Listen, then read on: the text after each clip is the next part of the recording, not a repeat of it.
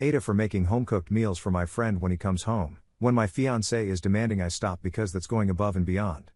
Posted by you/nicesilver1038. I, 27M, am very passionate about cooking.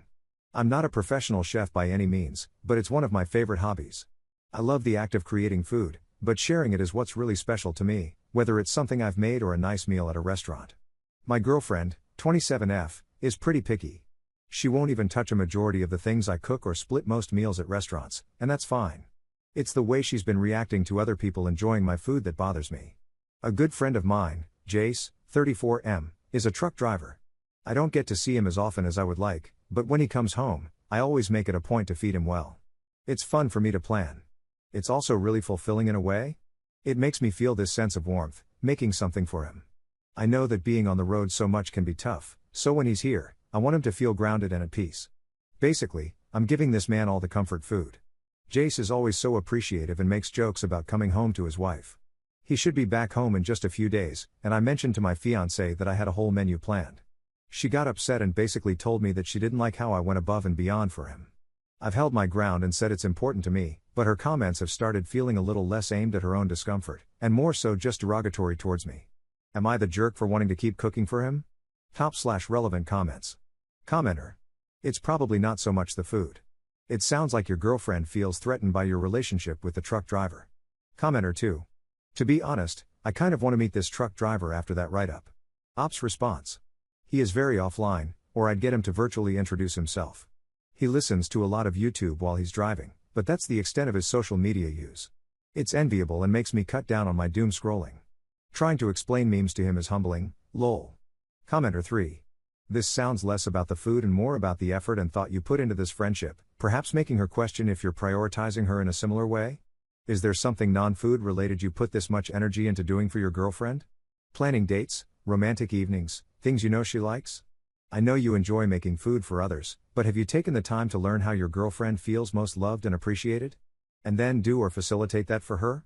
Do you have the same level of energy for helping your girlfriend feel grounded and at peace when she's had a rough day at work or in general?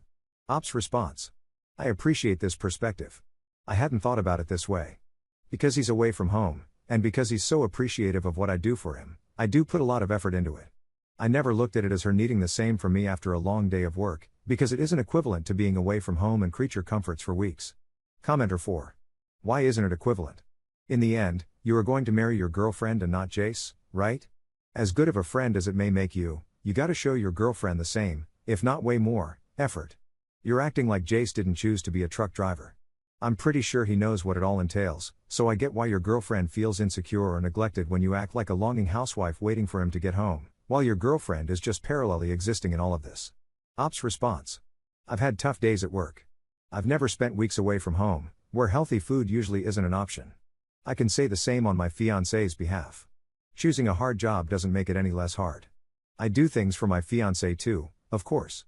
I think putting in some extra effort for Jace on the times when he's back home is justifiable. Commenter 5. Are you attracted to Jace? If so, you need to tell her. I mean, a 7-year age difference is odd unless you and Jace were close growing up. Any background is appreciated for better context. As a forcibly retired chef, partly disabled, I can't figure on cooking intentionally for anyone who I don't have intimate feelings for.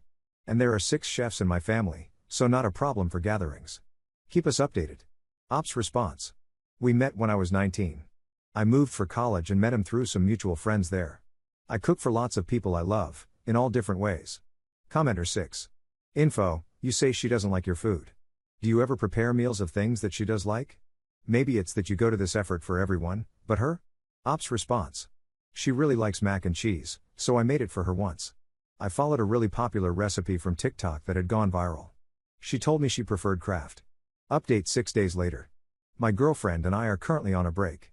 I don't think I consciously realized it, but some part of me must have known how close we were to a breaking point. Otherwise, I don't think I would have written or posted my original question. I was making chicken breast for Jace on Friday. Whenever he gets back from a job, he'll go home and crash for a few hours. I like to time things so his meal is hot and ready when he wakes up. I had left the kitchen while it was cooking, and the oven was off when I came back. I asked my fiancée if she had done it, and she said yes. This resulted in easily the worst fight we've had. I ended up asking for the engagement ring back. This goes beyond me feeling unappreciated. This is her actively undermining something I'm passionate about. It feels like contempt. This is supposed to be a temporary break, but I really don't feel any sadness over not having seen or talked to her in the past few days. I don't know where to go from here. A very big part of me just wants to be done. Top/relevant comments. Commenter. Can I ask why it's temp and not permanent? Seems like your fiancé doesn't respect you. Ops response. That was me trying to be level-headed and not jump headfirst into a breakup. I thought a few days of distance might put things into a different perspective, but that hasn't happened. Commenter 2. I have questions. 1. You say you carefully plan his menu. Have you ever put in effort to find and craft meals and menus your ex-girlfriend would eat?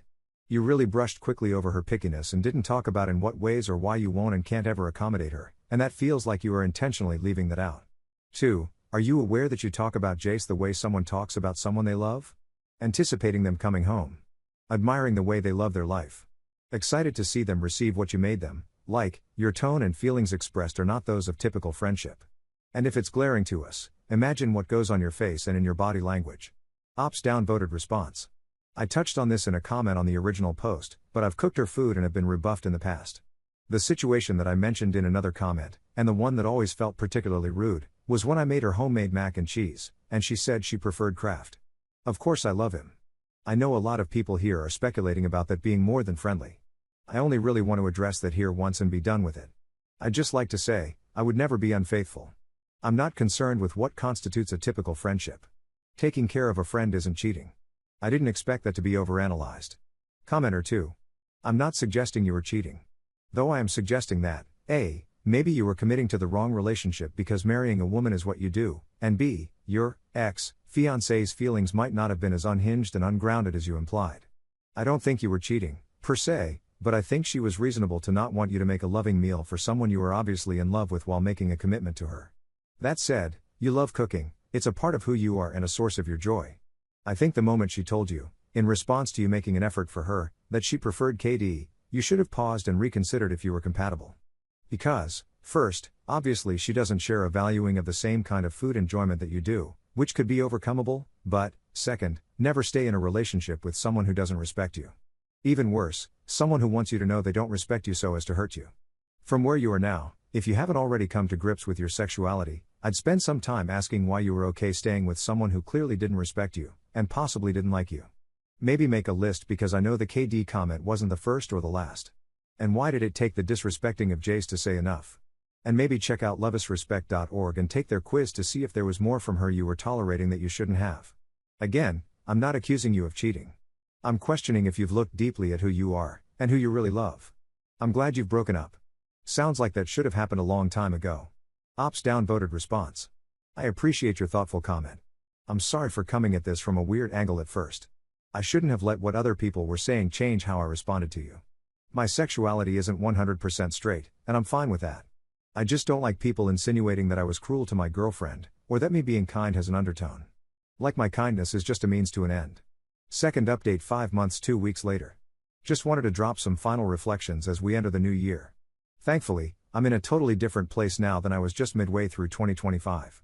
Leaving my previous relationship was one of the best decisions I've ever made. No longer being with someone who actively disliked my personality at best, and had contempt for me at worst, feels like a weight lifted off of my shoulders. The holidays were always difficult since I love cooking for my family, and my ex would usually complain that it wasn't something she would eat. This year was peaceful. The company Jace works for tries to get all their men home by Christmas. He then used the PTO he saved up to stay home through the new year. I got 2 very happy Christmases with my family and his. I got to spend time with his mother again, who I adore. Then we had a pretty quiet New Year's Eve together. It feels good to have my self-esteem back, to not be with someone who tears me down. Truthfully, that relationship just felt like character development to get here, to a much happier and calmer 2026. I appreciate the people who gave me genuine advice and didn't try to paint my past actions as malicious, since they never were. Top/relevant comments. Commenter. You forgot to link your other post. The comments there, whether you agree with them or not, should have been illuminating and helped you with your character development. Then we had a pretty quiet New Year's Eve together. Out of curiosity, who is we? Your 2 families? Ops response. I don't recall finding any comments on that post to be helpful or illuminating. I haven't gone back to read them, and I don't really plan to. Maybe one day, once I feel a little less sore over the situation and don't mind reading people say I brought her behavior on myself. By we, I meant Jace and myself. Commenter 2. It sounds like you have a lovely friendship with Jace. It also sounds like he means more to you than a typical friend. Your ex-fiancée sounded jealous and threatened by your relationship with your friend. It sounded like she knew she was behind Jace in terms of priority. I don't think you did anything malicious or wrong, but I do think you need to truly explore the root of your feelings. You sound like a man who deeply loves his friend.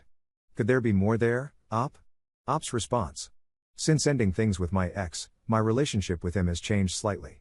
Commenter 3. Glad you're in a happier, healthier place. All the best for 2026.